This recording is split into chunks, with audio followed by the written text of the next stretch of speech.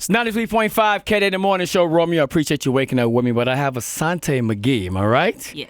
In studio with me. Get that mic a little bit closer to you. I want to make sure they hear you loud and clear. R. Kelly stories just don't seem to go away. Just last week, a stylist came out, went on CBS and was talking about how she was allegedly assaulted by R. Kelly, and you were on Surviving R. Kelly. Is that correct, Asante? Yes. Where did we start with this? Because obviously you have a book that's out right now, right? I do. For people that may not know about or didn't see Surviving R. Kelly, can we take them back to the beginning? Like how all this came to life? Like when did you guys meet? I originally met Rob in 2003. I'm sorry, 2013, Okay. but officially 2014. Okay. And we started dating February 2014. And so I was what you consider a fly-in. So I would fly in and out to wherever city he was at, wherever he, told me to come. It was times that I would see him. It was times I wasn't. Okay. It was understood, that he did have other women. That was something that I accepted. I did not start really seeing that abuse until he moved me into his house. Okay, so that's a lot right there. I mean, you knew about R. Kelly's past before you met him, right? Because a lot of us did. I'm a huge fan of R. Kelly at that time. So when allegations came out years ago, I was torn, right? It kind of went away. But now you meet R. Kelly in 2013, you said? Yes. And you started a relationship knowing his past. Was it not starstruck? Was it just the way he was that attracted you to him? Or what was it make you feel like, you know what? Forget what I heard in the past. I'm going to find out for myself. Well, for me, I've never seen that sex tape. Okay. And so when he got acquitted, then I felt like, okay, there's no way they would acquit somebody if it was indeed him. A lot of people felt that way. You're right. And so you always heard about him being a predator. So with me being around him, I've never seen an underage girl. Okay. So you never heard about the abuse that he does to women. And so, I dated him. And when he actually moved me into his house, when I saw one of the girls, I actually realized I had saw that girl a year prior. And at that time, that girl was 17 years old. And you knew that because you guys had communicated, or you just saw him passing? When I saw the girl in 2015, I thought she looked young, but I'm like, okay, a lot of us look younger than we really are. Yeah. And so when he moved me into the house, somehow we ended up having a conversation and he was not around, and somehow she mentioned she was 18. And so I'm like, hold up, if you 18 and you turn 19 in December, I just saw this girl in July of 2015, meaning she was 17 years old. So you're adding it up, right? Right. Definitely makes sense. And so, at the time, it was me and two other girls. The girl that was 18 years old, and then the girl who we know as the trainer. And so I would see, one or two other girls come to the house or whatever, but they were not living there. One of the girls was still in college, so she would, come from college to see him and different things like that. Okay, so now you mentioned a trainer. What kind of trainer was this that was involved with this? And first of all, did all the girls ever interact together? Did y'all have dinner together? Did you ever see each other in a house or at certain places? When you move in, you do. Okay. Right. So when I was just flying back and forth, he always told me that I would meet the girls, but I never did. And so April of 2016 is when I actually saw the trainer. Okay. And he introduced me and, told me how long she's been with him, and she was going to please me she was going to train me to please him. Wow. Sexually. Okay. And then, every time it was a new tour leading to him moving me to the house, I met the other girls. The other girls knew me. Well, at least two of the other girls knew me because they embraced me with a hug. And I didn't have any idea who they were. Right. Okay. So later on, I found out there was a conversation when he introduced me to the trainer. He was like, this is the girl that I had sitting on the Sprinter back in Chicago. And I was like, I was being tested. That's when he had me on the Sprinter for 8 hours. The Sprinter. Yes. What is that?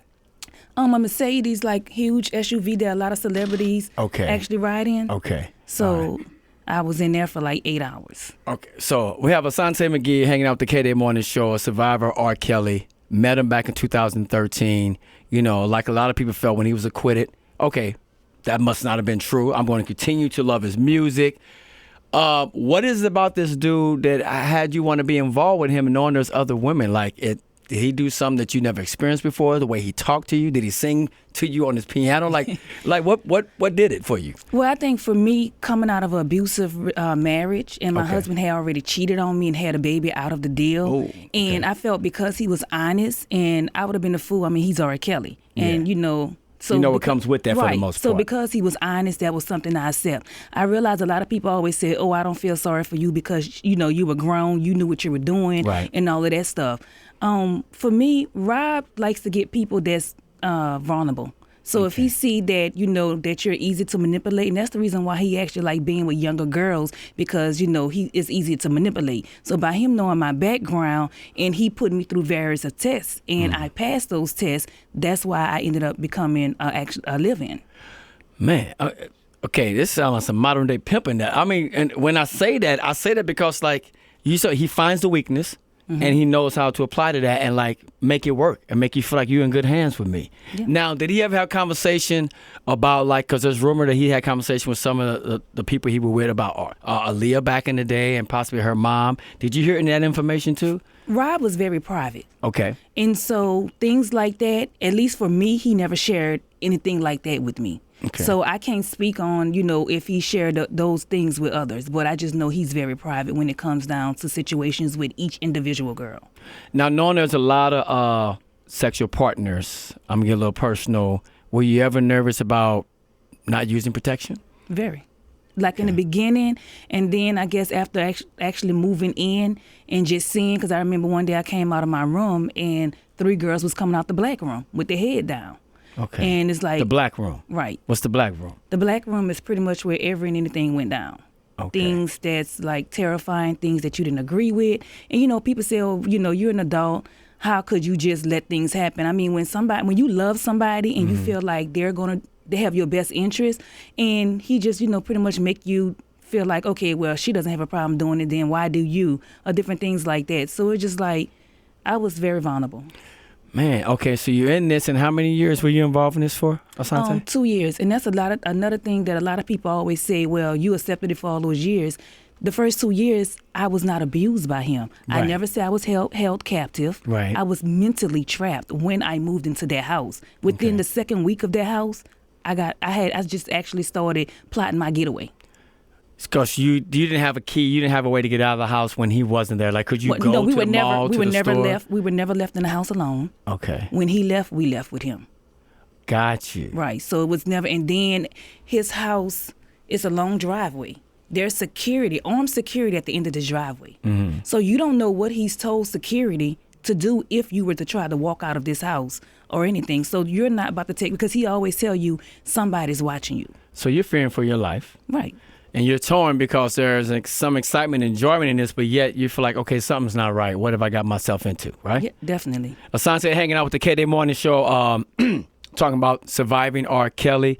What made you walk away? How did you get away? Matter of fact, where was his house at? Because he had, from what I'm hearing, houses all over the country. The house that I was living in was the main house in Johns Creek, because he actually had 2 houses. I didn't find out about the second house until after I left. Okay. So the second house, I guess, was the guest house where he had some other girls, whoever he flew in. But I lived in the main house in Johns Creek.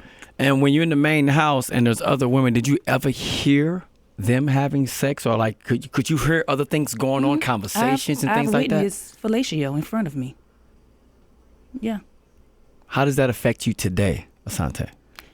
Mentally, it's affected me mentally. And for me, I didn't know, when I reached out to those parents for them to get their children back, and then, we were talking about surviving R. Kelly and all of that. Mm-hmm. And when I went to the house to film, I mentally broke down trying to go into the gate. And I didn't know that it had a huge impact until afterwards. And then even after the docuseries, I mentally broke down. Like, I cried for hours and hours and hours. So they actually took you guys back to the actual house to film it? For me, because I was the last person. I was the only person on Surviving R. Kelly that lived in that house. Yeah. So I felt that the audience needed to have a visual of what type of living we were, were doing. And who else was going to explain what each room was if they haven't been in the room?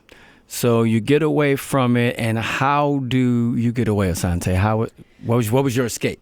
Well, originally my escape was he had show in New Orleans for Father's Day. That's where I'm from. Okay. So I was going to have like some, friends or whatever come to the show, and I was going to leave with them. But that Wednesday before, I actually got into an altercation with the trainer, and we were going back and forth. And one of the assistants was like, "Hey, Mr. Kelly, Asante and so about to get into a fight." So he called me. We're talking.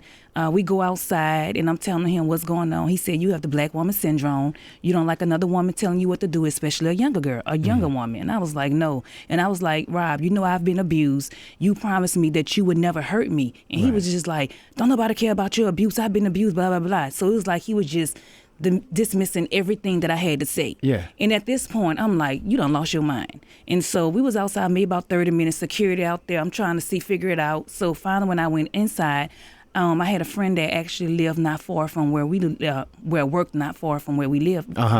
So I texted her like, "Hey, are you at work?" She was like, "Yeah." I said, "Well, can you come and get me? Pretend like you're Uber or whatever." And so she was like, "Okay." She called one of her friends like, "Hey, this is the address. I don't know what's going on, but I'm going to get Asante. If you don't hear from me in 2 hours, call the police." Right. So she texted me. She was like, "Hey, security's not letting me in the driveway." I said, "Okay." So I came down with my luggage, and he was outside with the trainer and one of his assistants, and he looked shocked. He was like, "Oh, you leaving?" And I said, "Yeah."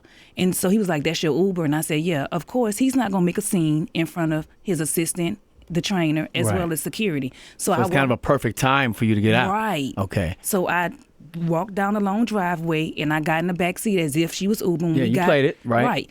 And so when I left, I was like, I flew out of town. I didn't even stay in Atlanta. I actually flew to Dallas to one of my friends. And I was just like, I got to gather my thoughts. So when I came home, I was like, this is not cool at all. I need to let these parents know what I've witnessed, what I've gone through, because they need to get those girls out of there now. Right. And that's how we ended up with surviving R. Kelly. I never knew that me contacting those parents would have led us where we are today.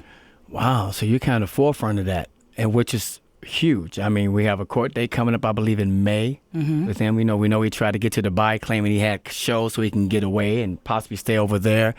What do you want to happen to R. Kelly? Most importantly, I do want him to be held accountable for his actions, but I feel like he needs help, because even if he goes to jail, he has a sickness. Okay. And so, if he go to jail, he get a couple of years, get out on probation, he's still going to continue having the sickness. Even when he was released on bond, he went to McDonald's. He's showing people he's untouchable. So I just feel like it's deeper than jail. Gotcha. Now, I'm not saying that he shouldn't be held accountable, but it's deeper than jail. Did R. Kelly ever share some of the stories that he went through as a youngin' that could have possibly put him in this state of mind? He ever had those conversations with you? He never went into depth, but he did let me know that, he was sexually abused. And for me, a lot of people try to make that as an excuse because he was abused. Why his behavior? I was abused as a child. I was abused as an adult. I am not an abuser. Gotcha. So we can break that cycle. Just because your past does not define you. So I just hate when people always try to make an excuse for an abuser. Right. And I think, Asante, you're going to get some people saying, well, you should have known better. You're going to get some people saying, I understand. You know what I'm saying? If you're in a state of mind where there may be a weakness within you and someone comes in, says the right things, possibly do the right things, especially after what you've been through with your marriage, right? So I can see how that can happen. So now let's get to the book. When you put the pen to the paper, was that sort of like a way to you release? Was that therapy for you? For me, it was therapy, but I think because I received a lot of backlash before the docuseries, like when I started, doing interviews when the news broke out about what was going on, I had people that was attacking me personally. And even as me being abused as a child, there are rumors saying that I lied on my mama and I, did self-inflicted wounds to myself, which is sickening for somebody to say a child abused themselves. Right. They went to court. They had professional doctors, psychologists. I'm sure that even on the court document said how many wounds. There's no way I self-inflicted 40-something wounds to myself as an 8 or 9-year-old. Yeah. So I felt that I needed to write this book, maybe give some people understanding my upbringing to show how I led up to be so vulnerable for him. People always say you're old enough. So what's the difference with me falling for somebody that I love dearly? Right. He's a celebrity versus somebody that you met at the corner store. Okay. And so it's like I'm getting attacked personally because of who the person is versus if it was just somebody else on the street. Yeah, maybe in a whole different situation. Yeah. People probably look at it a little bit differently. Exactly. You know, and a lot of people just going to say, well, you knew what you were getting into. It was R. Kelly. not. You knew he came with all of this luggage, so to speak, you know? He gave me few ground rules. Call your daddy, let him know where you at, different things like that. Mm-hmm. So for people to keep telling me, oh, you knew what you were doing, you knew what you were getting yourself in, the money ran dry and all of this stuff, it was never about money for me. Mm-hmm. These interviews, people keep saying I'm getting paid for interviews. We do not get paid to do interviews. Right. I'm going to tell my truth, and no one is going to silence me. There you go. I mean, you have to be vocal about it. And the name of your book is called what, Asante? No longer trapped in the closet. Yeah. And you want to do it to empower women, self-love, awareness, all of that, because you have just told us what all you've been through, and you're a survivor of it. Wow. I mean, it's just so amazing that you're sitting here talking to me, and I appreciate you taking out the time. And I'm praying that things work out for you and it goes well. You know, but I just think moving forward, you got to create that thick skin, because you're going to get people still saying, well, shoulda, coulda, woulda. Right. You know what I mean? Oh, yeah. You know, and so. I get more support than hate. And because I get more people that support me, that's what keep me speaking. I'm not going to be silenced by anyone. They could continue trying to threaten me. They could do whatever they can do, but I'm going to continue being vocal. And for me, it's not just about r.kelly. Mm-hmm. It's about abuse generally. I mean, women, men, we're getting abused every day, and it's so many untold stories. It really is. You're so right. I just want to give people that voice and have that courage to speak out against their abuser. All right, man. I appreciate you stopping by the show, but I got to ask you this.